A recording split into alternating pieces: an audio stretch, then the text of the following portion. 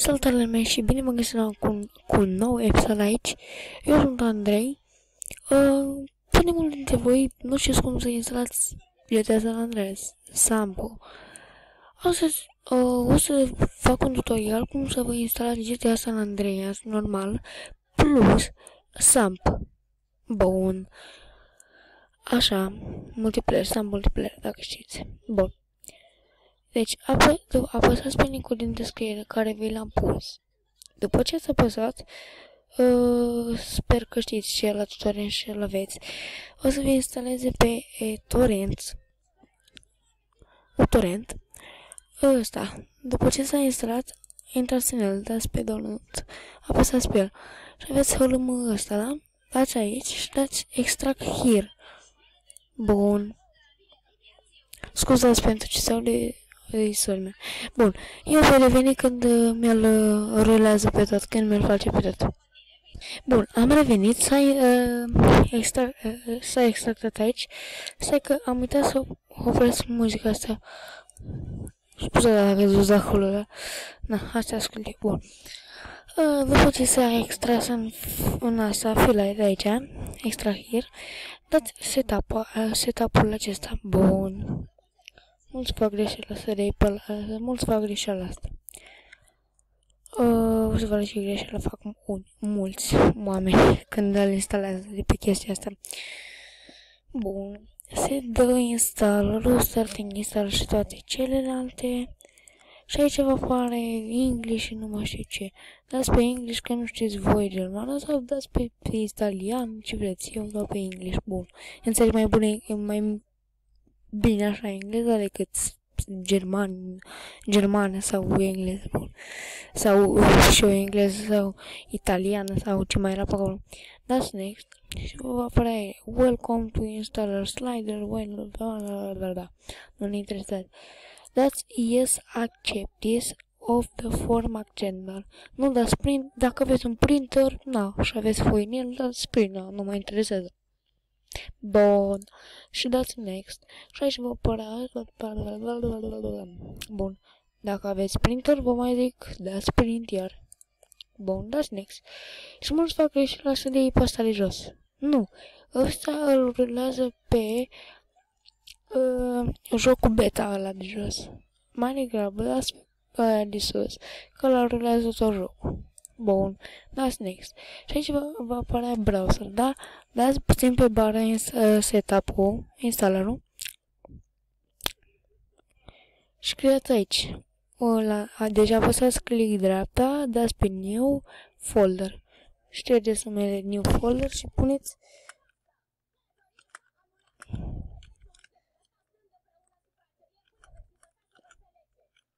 ce nume vreți voi, eu pun numele ăsta. Acum țin microfonul într-o mână, fiindcă n-am de la suport de microfon. Și cu una scriu, deci să nu mă judecați că scriu greu sau ceva.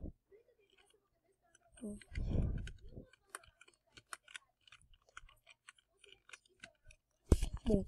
Eu l-am numit așa, GTA San Andreas. Bun. Intrați înapoi în setup și dați pe browser. Bun, dați în jos până vă apare aici GTA San Andreas.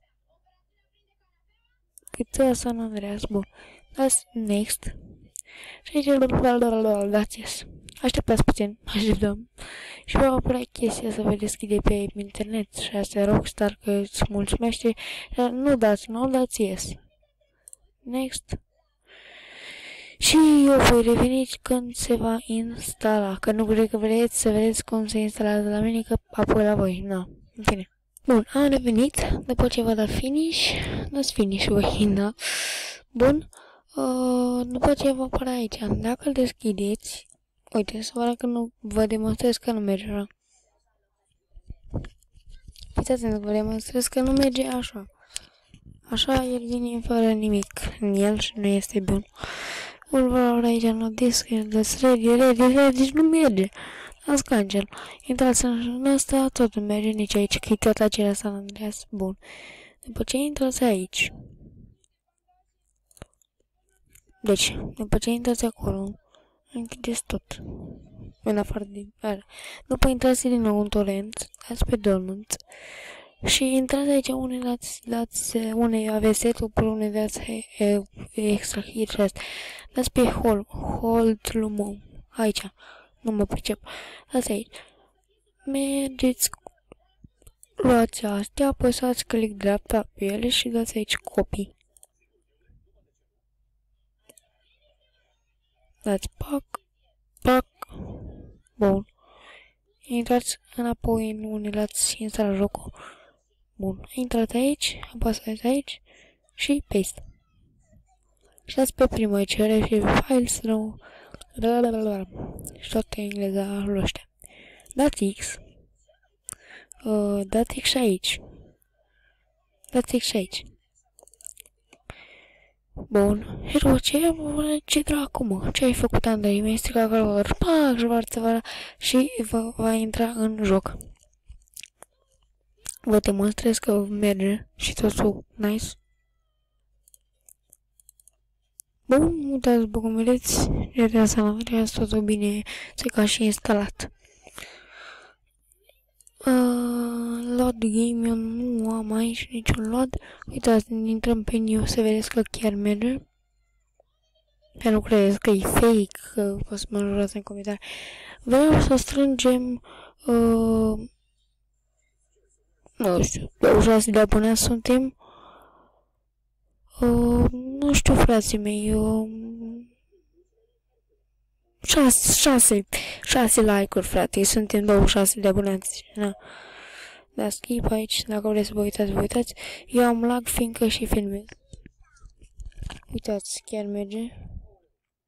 Apăs V. Uitați, vedeți? Dacă vă întrebați, ok, hai că v-am arătat destul.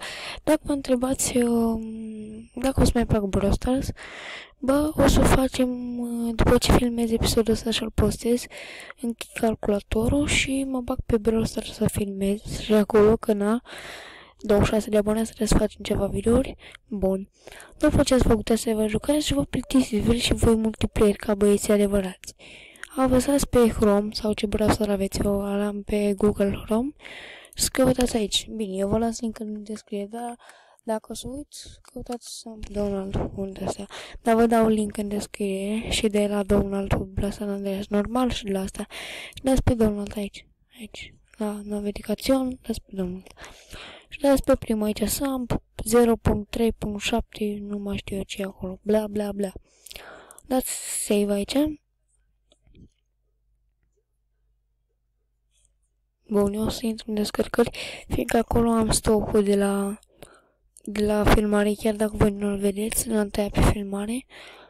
Uitați-l aici, totul fain și frumos. Nu întrerupem nimic, fiindcă e gata. Apăsați click aici pe el. Cred că mi-l pornește sau nu mi-l pornește, că nu-mi dau seama. Nu mi-l pornit. Gata, mi l-a pornit acum. Dați yes dacă vreți să aveți și voi Samp și toate astea. Dați ai green, dați install. Ok, așteptați. Bun, dați finish. Bun, intrați în ăla de unde l-ați instalat și pac, aveți Samp. Îl deschideți aici, dați X. Eu puneți un username aici, eu am deja, wow, bihul de plin. Bun, și o să vă dau un link în descriere la cel mai tare server românesc. Bun. Cam atât și pentru acest episod. Eu am fost Andrei Mitilie. Nu uitați de like și de subscribe. Vreau 6 like-uri, nu uitați. Pa, pa!